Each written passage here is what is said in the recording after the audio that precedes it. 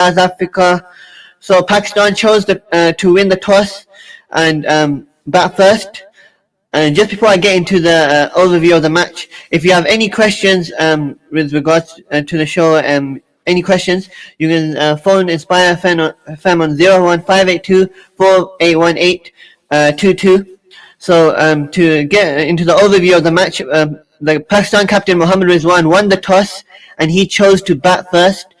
The reason why he chose to bat first is because in the last two games that Pakistan played in the Chai series, they chose and they had to bat second. So because the upcoming Champions Trophy, the first match, which will also be played against New Zealand in the same venue, which was Karachi National Stadium, Mohammed Rizwan chose to bat first because so then his Pakistan team can be prepared very well in all conditions and all situations, because as I mentioned in the last two matches they chose to they had to chase, so then in this match they chose to bat first.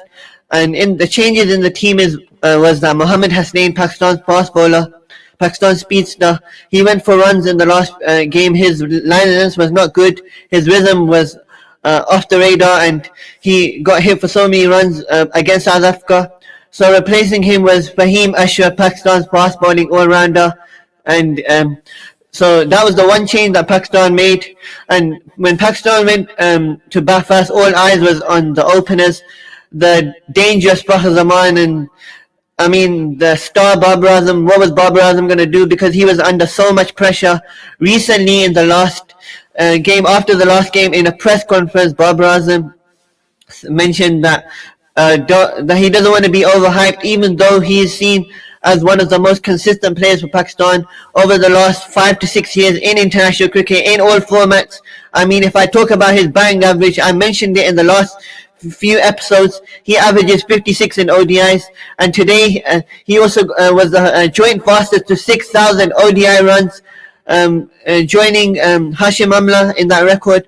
And I mean, he's performed superbly for Pakistan from 2016 to 2022 in ODIs, and I feel that his form is very important for Pakistan's success in the upcoming Champions Trophy. But in the last few games that Pakistan has played in ODIs, Babar Azam has not clicked. He's looked in good rhythm and good touch, but he's really struggled. So then Fakhar Zaman, he didn't really score well, and Babar Azam scored 29.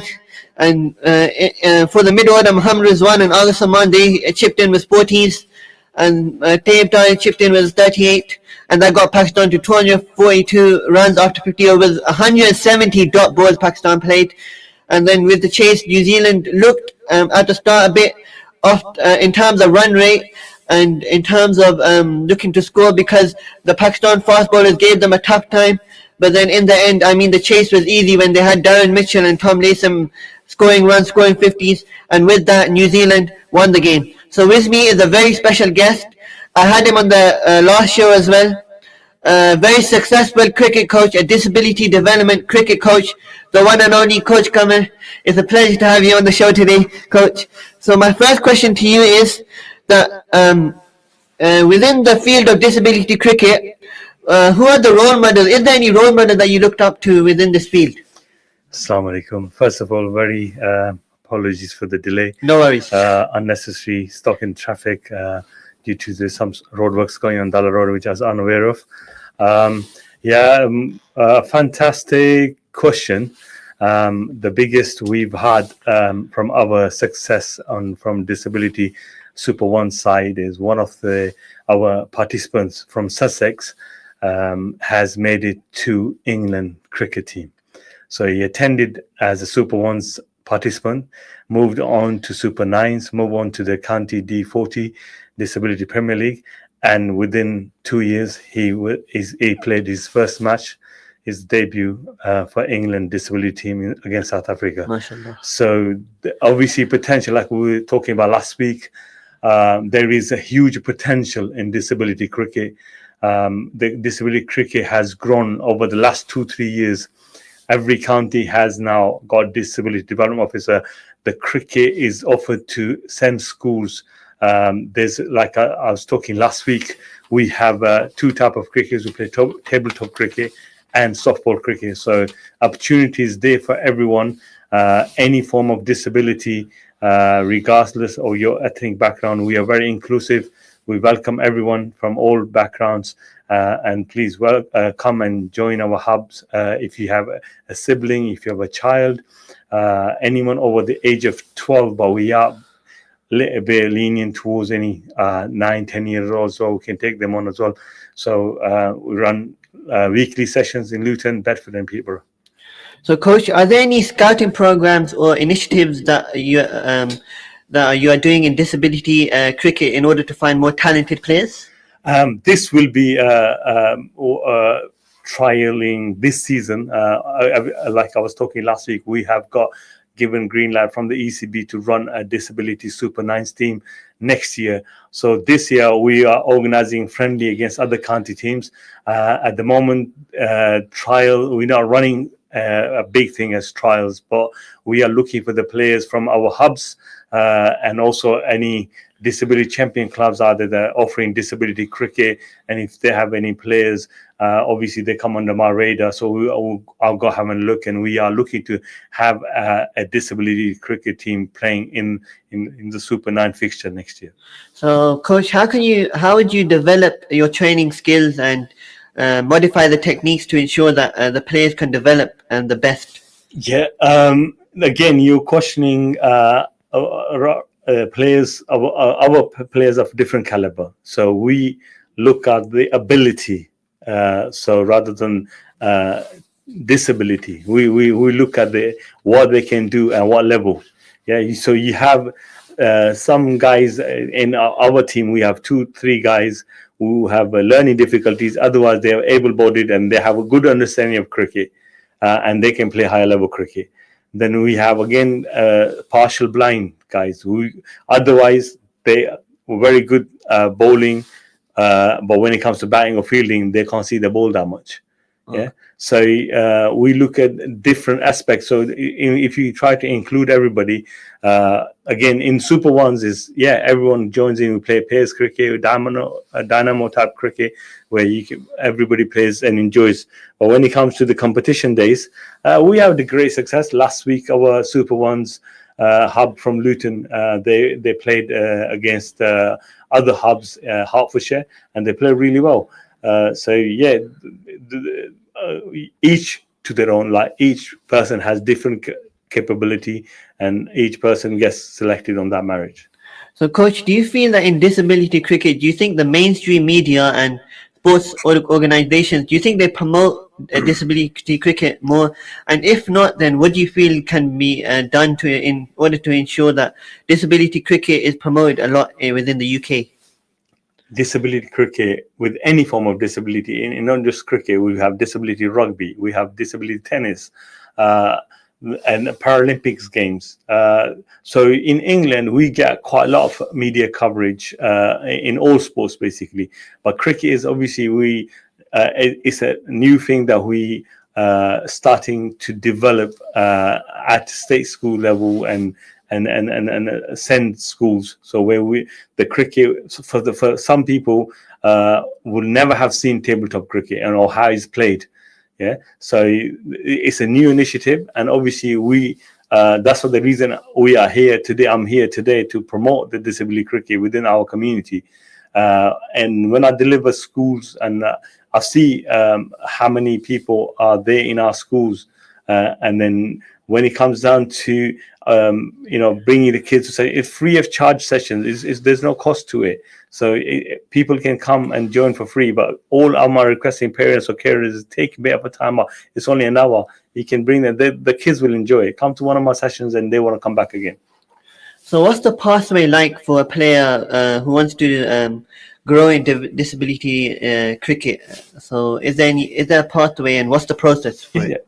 Like I mentioned to you before, the pathway is to play Super 9s, which is the one below the D40 Disability Premier League. Okay. So that's England ECB fixture. Each county will have a team. You play initially.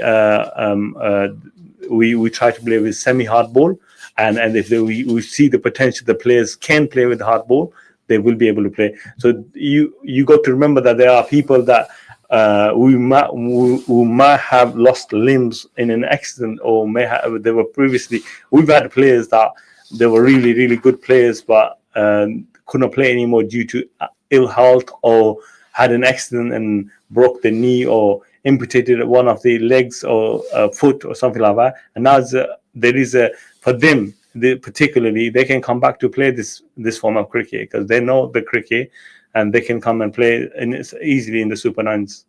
So, Coach, what's the biggest misconception, would you say, in disability cricket, which you would like to highlight, or something that you would like to change?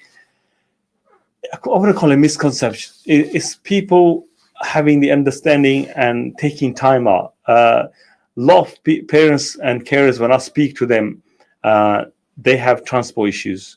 They said, "Oh, we would love to come, but we can't. We haven't got transport available." If we can get together, I've started a new initiative in partnership with Forbes, where I run my weekly sessions at their center. So they've got their own transport. They collect people from home and bring it to home. So it's another initiative to start. Obviously, they do multi-sport and other things as well at the center. And it's a great initiative for the children from all backgrounds with any form of disability. So, yeah, it's just taking the first step out. Parents need to make time for their children and young adults to achieve further in cricket in particular, especially what's happening now. The cricket is now at the peak of for everyone to join in and inspire themselves. So, Coach, what's the toughest, you say, challenge you face in disability cricket as a coach, and how did you overcome it? I don't think anything as a tough for me, and a lot of people find it difficult to where would they start, where would they begin, how do they, because obviously with my family background, my sibling being from Down syndrome and loving his cricket, obviously for me it wasn't difficult, but I would call it a barrier between anything.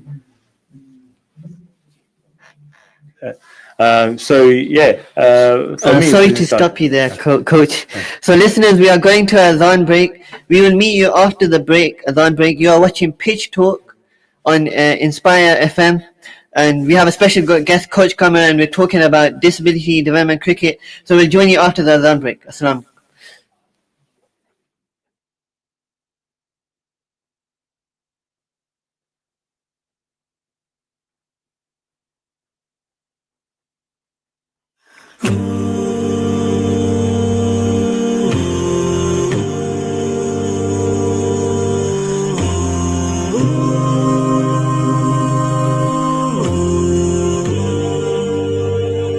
سبحان الله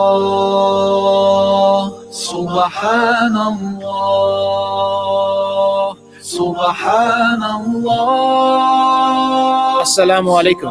In Luton and its surrounding areas, it is now time for Salatul Maghrib. This Azan has been sponsored by Ideal Properties. Contact us on 01582 72 11110 or log on to www.idealpropertiesltd.co.uk. Allahu Akbar, Allahu Akbar. الله أكبر الله أكبر أشهد أن لا إله إلا الله أشهد أن لا إله إلا الله أشهد أن محمد رسول الله أشهد أن محمد رسول الله حي على الصلاة حي على الصلاة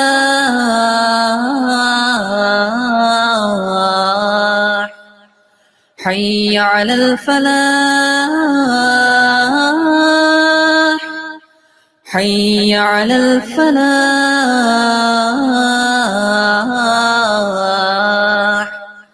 الله أكبر الله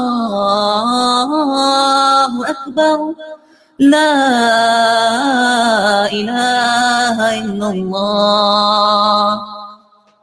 اللهم رب هذه الدعوة التامة والصلاة القائمة آت محمدا الوسيلة والفضيلة وابعثه مقاما محمودا الذي وعدته إنك لا تخلف الميعاد.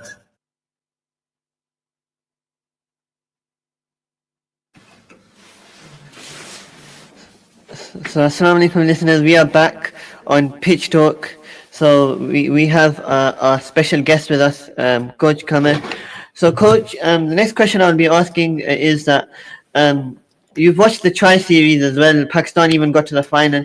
What weaknesses do you see in the Pakistan cricket team? Like, I mean, we saw in the last match, they chased 350, and then this match they scored 240. And I mean, Pakistan, that's how they play. 1 minute down, next minute up. I mean, what do you think? You asked what weaknesses, where's the strengths in that team? What? Seriously, I mean, pitch was a little bit different from the last one they played at. But again, with the bowling lineup, you should not be losing like that. I mean, New Zealand played a classic. What annoyed me today was the simple errors. You cannot afford to have these sort of errors at professional level, at international level. Dropping sitter catches, and an LBW, which as a captain and you're a keeper, you're the best adjustment to that one. And that was hitting the middle stump. Yeah, Tom Latham's wicket. Yeah. So the key thing was to put pressure on, get the wickets. And I'm not going to name any players, obviously, there are some players that wouldn't make it to club cricket, playing international level. And you have, as again, a genuine all-rounder sitting outside, not even in the squad. A genuine who bowls 85 plus and can bat any number. Yeah? And instead you got a player that comes in because of he played really well in BPL. Okay, right. Obviously, there's a lot of politics to it as well, as we know very well in Pakistan. It's not what you know, it's who you know to get into the team. But today, I mean, the other day, how they chased it, again, the sportsmanship wasn't there in that. Okay, because you got up and coming youngster for South Africa. He's playing his awesome cricket. His second match in an ODI. Yes. And he was creaming the ball like he's been playing from day one.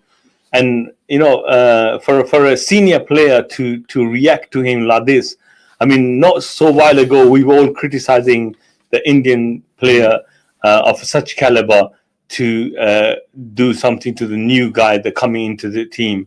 We thought that was like, but at international level, I mean, I read Timber Babuma's tweet last night, and I thought he's bang on. What a disrespectful. And when they got him run out, and some of these individuals, it seemed like a club cricketers. You're playing against a local club and you go wicket and you're showing your frustration to the batsman. They are there. They're paid to perform, and you're paid to perform. You're not playing a friendly match, or you're not playing like a league match or something like that. But again, it's disappointing, but they need to learn. They need to learn very fast. Obviously, if you look at the teams around the world currently, how well they're playing, some of the top teams. So the Champions Trophy, Pakistan better watch out. So, Coach, why do you think there's so much difference in the way the Pakistan cricket team play? I mean, if I talk about the last match versus South Africa, they chased 350, and Rizwan and Agha Salman, they play as if they're playing T20 cricket. Rizwan normally doesn't play that quick in T20 cricket. And I mean, yes, the factor of Dew was there, so then that was the reason why the South African fast bowlers and spinners struggled. But then in this match, we see that Pakistan play 170 dot balls. I mean, which is in one-day cricket and modern-day cricket, that's a crime. I mean, what do you think? Why is there so much difference? One, lacking confidence. If you look at other teams around us, they what they accumulate, if they can't hit boundaries, they score runs by sorting the strike. Taking singles, ticking. As long as you keep the scoreboard ticking, you gain the runs on the board. But these guys get into the shell. First of all, I blame our fans that treat them that like they're some sort of super god now. I know. Yeah. Seriously, you look at them and they like throw themselves. Only yesterday I was talking to someone about how the downfall of Babar Azam, and one of the lady just like nearly burst out at me. How can you criticize the best player ever? I said, no. You don't know nothing. Best players we've had in Pakistan, they have a big names. Javed Miandad, Inzamam ul Haq, Yunus Khan. Yeah, these guys. I mean, Yunus Khan could bat for 10 days. Yeah, Inzamam and Muhammad Yusuf. Yeah, very good. Yeah, so and then bowlers, Waqar and Wasim. Yeah, they would. I mean, I used to love David Lloyd's or Jeffrey Burko saying that these boys can get people out with oranges. Forget cricket ball. Yeah, you give them oranges, they'll get that to reverse swing. Yeah. So obviously, for a PCB, they need to look at our legends come and support the team, and not this. They need to finish this Parchi system. Unfortunately, the Parchi system is destroying Pakistan cricket. There is bare talent in Pakistan. I've seen the overseas players that come here, club cricket. Some of them I even know as well. You wouldn't think that they would be playing a club cricket at that level. Yeah, they're absolutely awesome. But again, there's no right way to get into a team. So, Coach, you mentioned Babar Azam. I mean, in the last few matches, he's got players get nervous in the 90s. He's getting nervous in his 20s. I mean, what's wrong with Babar Azam? Why do you think he's gone down as a batsman in terms of his performance? And what do you think Babar Azam should do to perform better? I played club cricket over 30 years in Luton, yeah. And the key thing when I started playing as well as youth cricket as well, our coaches tell you once you made 20, you're a settled batsman. Then if you get out, you'll get out of your own stupidity. Okay. And this is what he's doing. Yeah?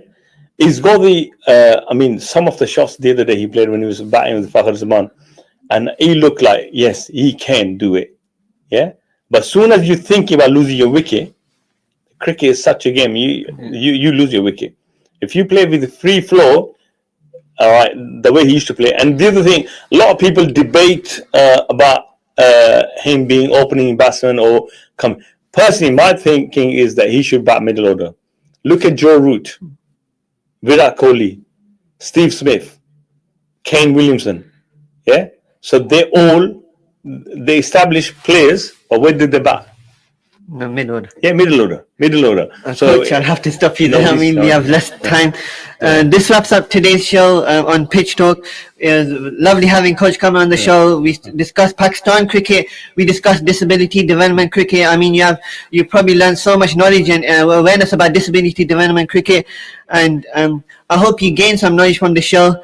Stay tuned for the latest cricket updates. And with me in the next show. If you have any questions, phone Inspire FM on their channel, their number. Assalamu alaikum wa rahmatullahi wa barakatuh. Assalamu alaikum.